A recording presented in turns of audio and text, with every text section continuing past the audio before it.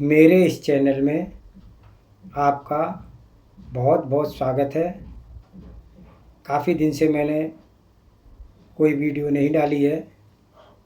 आज से मैं भक्तांबर महामंडल विधान के 48 श्लोकों के क्रमशः प्रतिदिन एक एक श्लोक का वाचन, उसका अर्थ और वह श्लोक हमारे जीवन में किस प्रकार से लाभ दे सकता है, उसके बारे में थोड़ा थोड़ा प्रकाश डालूँगा।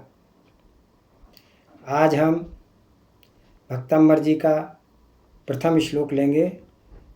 आचार्य मानतुंगाचार्य, जिनको कि राजा भोज ने अपने विधर्मी मंत्रियों के कहने पर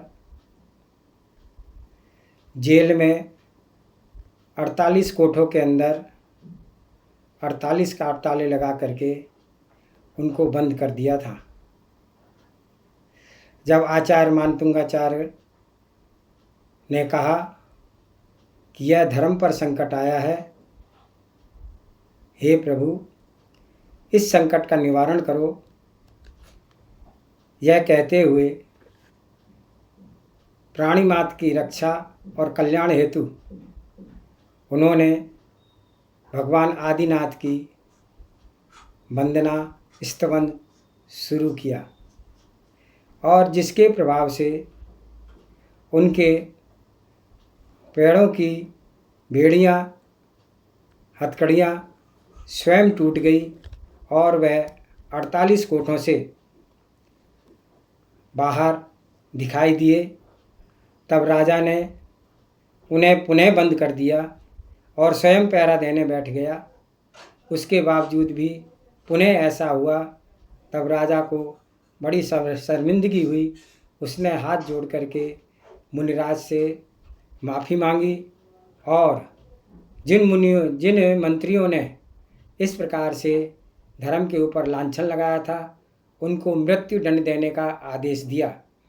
परंतु मुनिराज ने कहा कि यह राजन, इनका कोई कसूर नहीं, यह तो मेरे कर्म का उदय था जिसके कारण से इनको उसमें भागीदार बनना पड़ा। आप इन्हें क्षमा कर दें।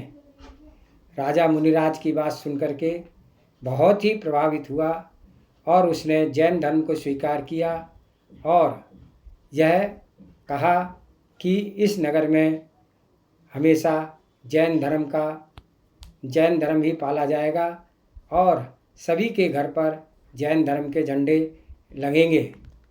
सभी ने इस चमत्कार को देख करके वह मुनिराज को नमस्कार किया और जो स्तोत्र मुनिराज ने पढ़ा था, उसी स्तोत्र के एक एक श्लोक को लेकर के आज से मैं उसका वाचन करते हुए उसके द्वारा हम अपने जीवन में किस प्रकार से अपने शारीरिक, मानसिक और समस्त कार्यों को सिद्ध करते हैं, उसको आज मैं शुरू करूँगा।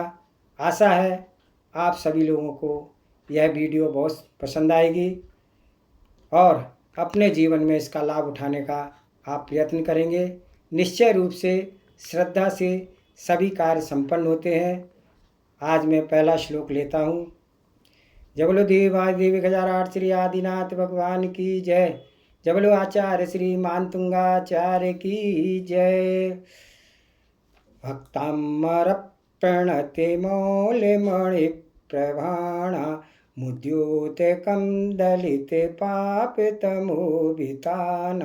सम्यक् प्रणम्य जिने पादे युगं युगादा बालं वनं भवजले पतितां जनानां बालं वनं भवजले पतितां जनानां बालं वनं भवजले पतितां जनानां।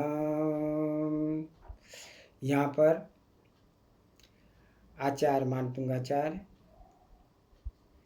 भगवान के गुणों का वर्णन कर रहे हैं कि मैं ऐसे भगवान की देव की स्तुति कर रहा हूँ जिसके चरणों में 100 देव अब नम्रीभूत होकर अपने मुकुटों को द्वारा, जिनके मुकुटों की नखों की चमक से उनके मुकुटों की प्रभा बढ़ रही है, ऐसे जिनेंद्र भगवान की मैं स्तुति करूँगा, ऐसा संकल्प लेकर के आचार्य श्री मानतुंगाचार्य ने स्तुति आरंभ की। अब इस श्लोक को हम अपने जीवन में किस प्रकार से प्रयोग कर सकते हैं। जो जीवन में निर्णय लेने में सक्षम नहीं होते, अर्थात ये करूं या वो करूं या ये नहीं, ये सही है या वो सही है, इसी सस्पेंस में पड़े रहते हैं, उन्हें इस श्लोक की आराधना करनी चाहिए। दूसरा, जीवन में किसी भी प्रकार की बार बार अड़चनें आ रही हैं, समस्याएं आ रही हैं, उनको भी दूर करने के लिए यह श्लोक बहुत काम करता है।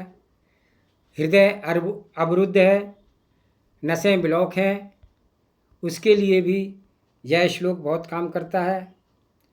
और कोई भी किसी प्रकार की समस्या है, उसके लिए यह श्लोक काम करता है। हमारा शरीर बहुत थका थका रहता है, निराश रहता है, उसके लिए भी यह श्लोक बहुत काम करता है। किसी भी प्रकार की रुकावट के लिए यह श्लोक काम करता है।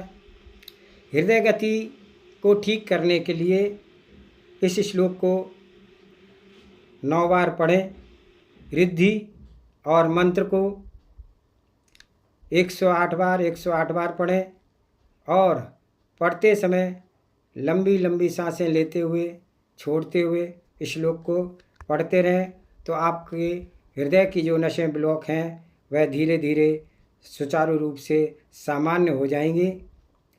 और माइग्रेन है, सिर दर्द है, कोई मंदबुद्धि पुरुष है, स्त्री है, बालक है, किसी को आँखों की समस्या है, तो उनके लिए इस शीशे के गिलास में जल लेकर के उसको सामने रख कर के 9 बार श्लोक पढ़ें, 27 बार रिद्धि और मंत्र को पढ़ें। फिर उस जल को उस रोगी को पिलाएं। 2-3 दिन पिलाने के पश्चात वह रोगी बिल्कुल स्वस्थ हो जाएगा। इसका रिद्धि मंत्र मैं पढ़ देता हूँ। ओम ह्रीं अर्हं नमो अरिहंताणं नमो जीर्णाणां ह्रां ह्रीं ह्रूं हुरौ हुरै ऐसिया उषा ऐपित्तिचक्रे फट पिचक्रियाय झ्रौम झ्रौम नमः स्वाहा। और मंत्र है ओम ह्रां ह्रीं ह्रूं श्रीं क्लीं ब्लूं क्रौं ओम ह्रीं नमः स्वाहा। आशा है आपको यह उपाय पसंद आएंगे। अपने जीवन में श्रद्धापूर्वक आप इसको प्रयोग करेंगे, निश्चित रूप से आपको लाभ होगा। यह मेरी आपसे गारंटी है। सभी को जय जिनेंद्र।